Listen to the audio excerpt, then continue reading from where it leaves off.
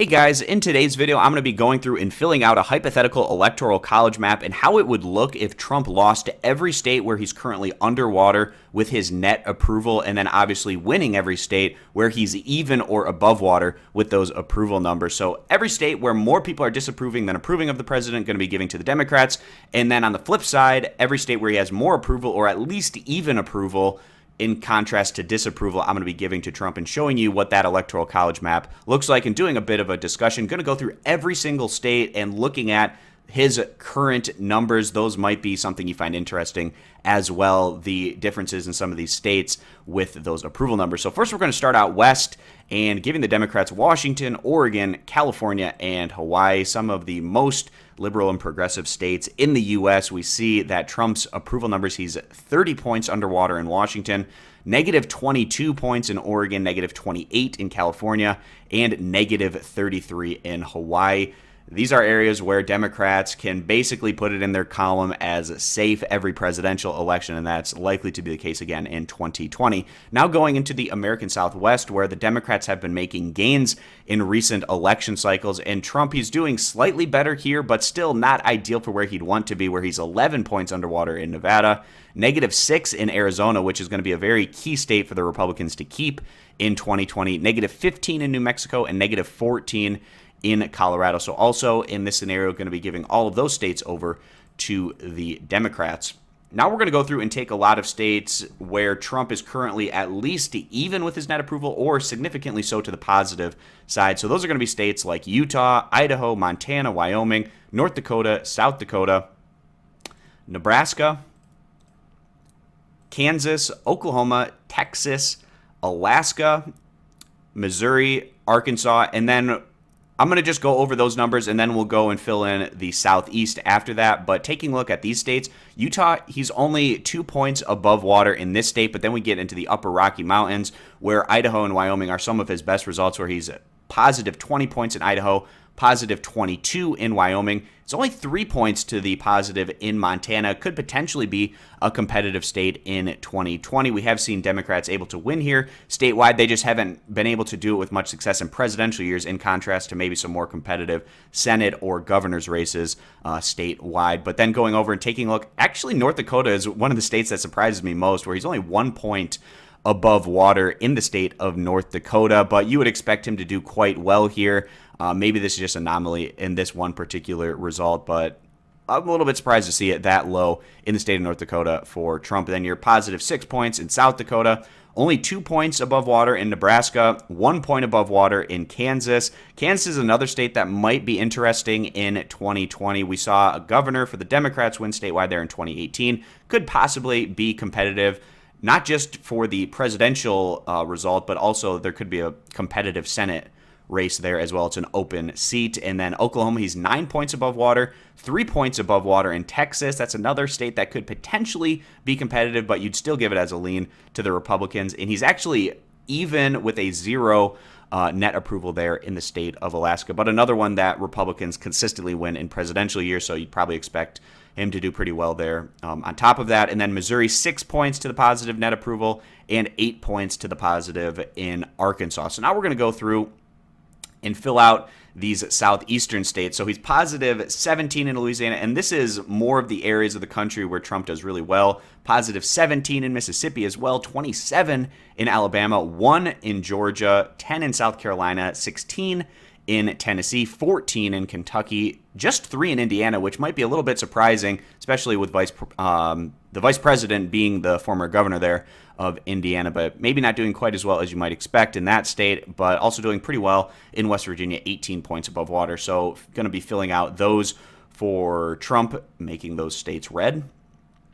Georgia also likely to be pretty competitive. We saw his numbers there, just 1 point above water, but also Kentucky, West Virginia, and Indiana. So that puts Trump up to 180 electoral votes, and we have the Democrats at 109. So now we're going to go up into the Northeast. Maine, we're going to be filling out the whole state here blue. Fortunately, we don't have the district-specific numbers, so we could fill it out a little bit better. Same thing over in Nebraska. We're just going to be doing this as a statewide result. But then also New Hampshire for the Democrats, Vermont, New York, Massachusetts, Rhode Island, Connecticut, New Jersey, Delaware, Maryland, the District of Columbia. And at this point, we'll go through and take a look at those numbers, which are significantly negative. So Maine is actually one of his slightly better states in contrast to a lot of these other results where he's -9 with his net approval. You're probably getting a boost from the 2nd Congressional District more so than the rest of the state, which would still make it very difficult for Trump to try to win that statewide result, given the fact that overall in Maine's typically leaning to the Democrats, but that 2nd Congressional District can make things a bit more interesting. -19 in New Hampshire, where he was actually really competitive with Clinton back in 2016. Probably going to be harder going into 2020 for Trump in contrast to what he had in 2016, depending on who the Democrats put up as their nominee. -34 in Vermont, one of his worst states. Massachusetts, -27, -24 in Connecticut, -20 in Rhode Island, -22 in New York, -18 in New Jersey, -15 in Delaware, and -31 in Maryland. A really poor number. So now we're going to go and take a look at states that are likely to be semi-competitive. You would expect those being states like Virginia, North Carolina, and Florida. So in Florida, he's at 0 with his net approval. So in that instance, we're going to be giving that state to Donald Trump. He's -4 points actually in North Carolina, so giving that one to the Democrats, and then -6 points in Virginia, also giving that one to the Democrats. And the Democrats are more likely to win a state like Virginia in contrast to North Carolina, but they're going to be trying to expand their map and picking up a state like North Carolina going into 2020. Also likely to be a very competitive Senate race in the state of North Carolina in 2020 as well. So that puts us at 229 for the Democrats, 209 for Donald Trump. And now we get into the all-important Midwest, where Trump's numbers are not great, especially in some key states like Michigan and Wisconsin, even Iowa. So we'll take a look here.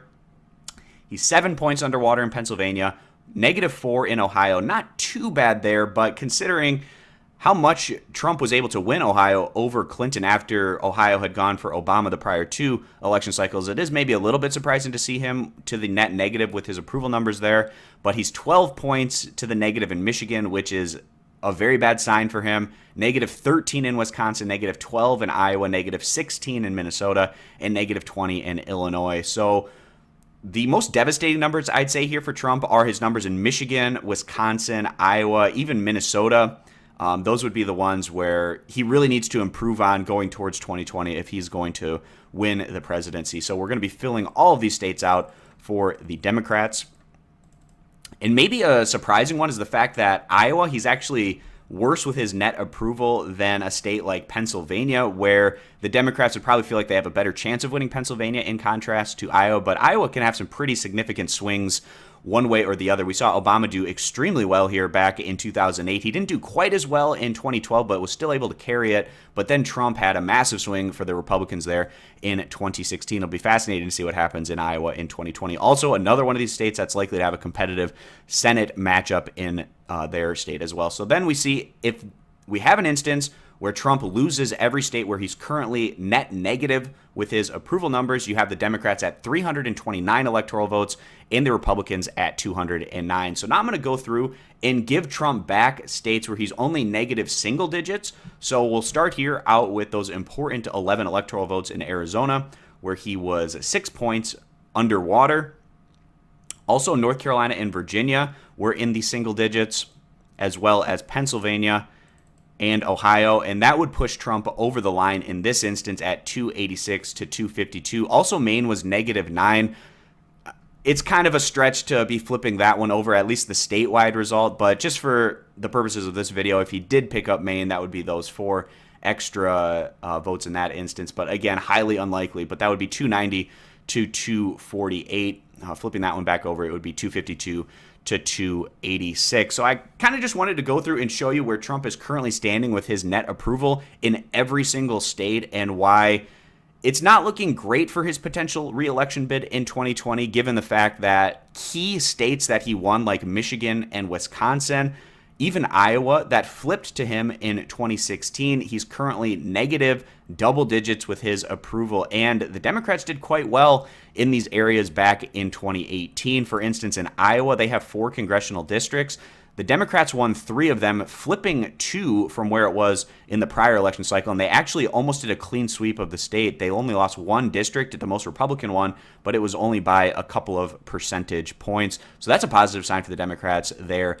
Back in 2018, going to try to carry that momentum over into 2020. And then also Wisconsin, they flipped the governorship to the Democrats. The Democrats won the Senate race there quite convincingly. Same thing in Michigan, they flipped the governor to the Democrats and also able to retain a Democratic incumbent. Those are looking like potential pickups for the Democrats going into 2020 that they lost by less than 1 percentage point back in 2016.